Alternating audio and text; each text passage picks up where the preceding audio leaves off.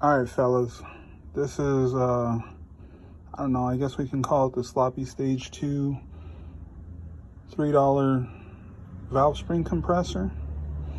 So I got that part, like y'all know. I think that is the short water pump bolt.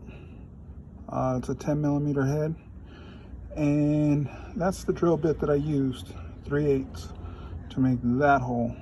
So here we go. It's pretty simple. Just put it on there. We'll get our bolt.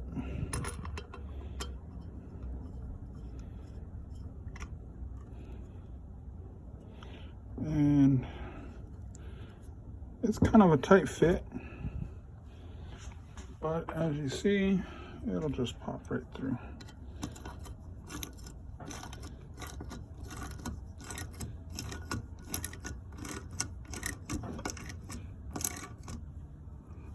Let's see here. Yep, there we go.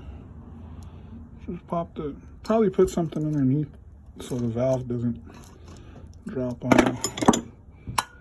But that's it. It's a little magnet. Well, here we go. Just like that.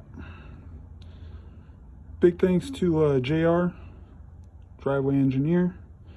Watch all your videos, and hope to add to the community.